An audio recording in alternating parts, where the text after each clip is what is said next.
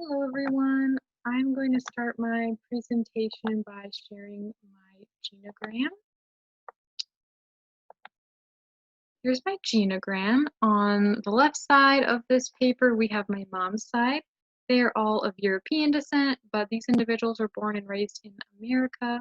And on the right side, we have my dad's side. They are all of German descent, but all of these individuals, at least, were born and raised in some points of pride and shame. This little triangle is for religion.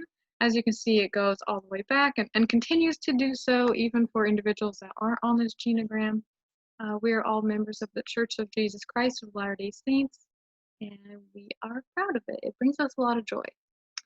One point of shame is this little divorce up here. And as you can see, none of them on my dad's side are members of the church. My dad converted to the church when he was about 21 years old. And lastly, this little symbol right here says that I'm the only one in my family with an intercultural marriage. So I really break the norm there, and it sets me apart from some of my other family members. Here's my family. Here's my little brother. That's me, my dad, my mom, and my sister.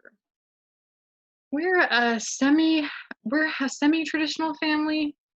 My parents owned a business for pretty much as long as I can remember. They did weddings for a living, so us three kids grew up working weddings.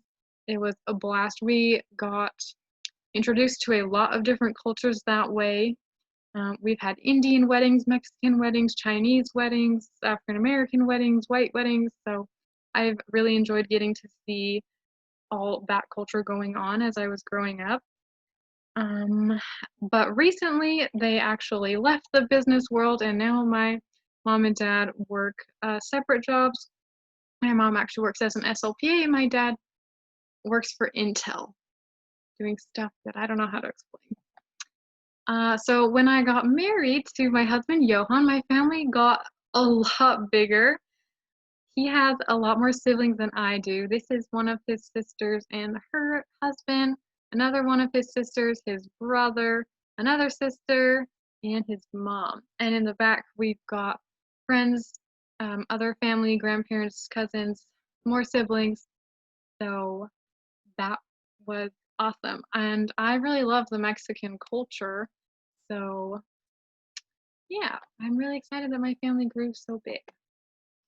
Some of my personal beliefs and values are, as you can probably tell, religion, family, education, food, and self-care. So here are some pictures I think represent those things. I see these pictures as representing both family and religion. They're very closely intertwined. Our religion believes that if you are married and go through the ordinance of being sealed in the temple, it seals you for all eternity. So we believe that marriage and family is forever and will continue on after death. There's no till death do you part during the ceremony. And next we have education. I'm a really big proponent of both formal and technical schooling. I think that both can lead to success and happiness, just depends on the individual. Go for what you want to do, whether that's through a formal school or a technical school. And next, we have food. I have always loved Mexican food, even though I was kind of raised on traditional American food. So when I married Johan and I realized how amazing him and his mom were at cooking, I just fell in love with all the food that they could make me. This is one of his adorable nephews, and this absolutely represents me because I have such a sweet tooth. This is the self-care slide. This is my cat right now, and before I was married, I lived with this dog. His name is Flynn.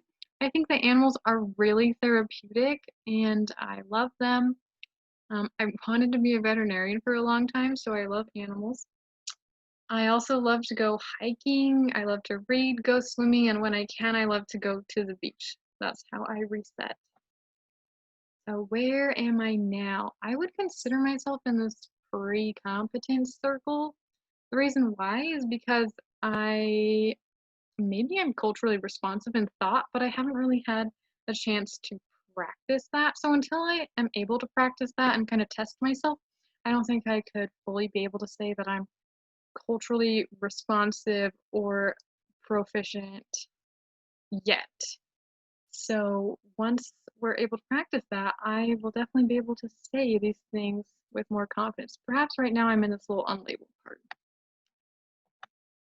Some areas that I feel my clinical cultural humility can grow. I definitely feel like I know a lot about white culture and more about Mexican culture than I ever have in my life. And I'm learning more about African American culture too. But there are just some cultures like Chinese cultures or maybe the cultures and lives of refugees that I'm not as aware of and therefore not competent in. And I would like to be more competent in those areas.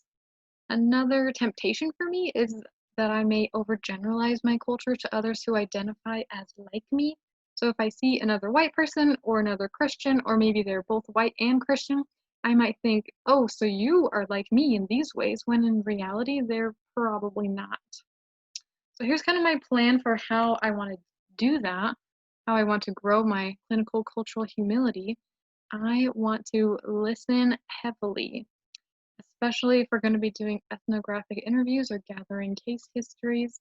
I really plan to just listen, ask good open-ended questions, and just listen.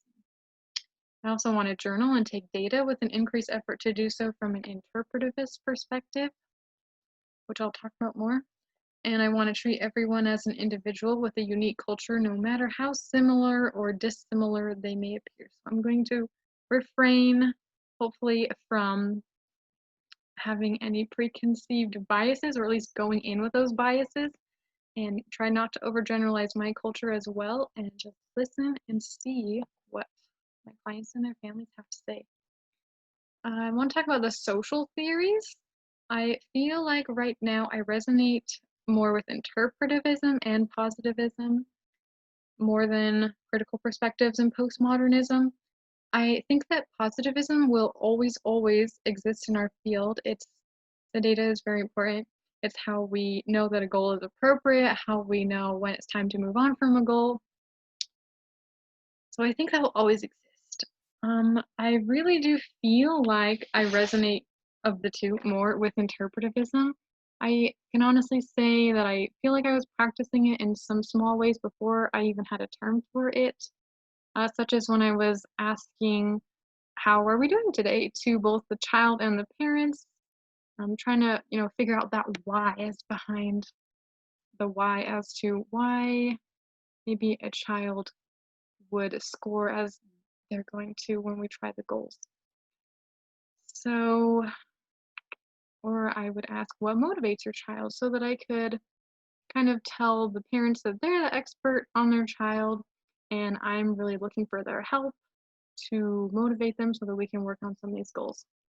For critical perspectives, I could absolutely see myself using this in practice to help clear away any obstacles that may prevent my client or their family from accessing medical or speech and language services. I don't feel that I have done this yet necessarily in practice, but I could absolutely see myself doing it.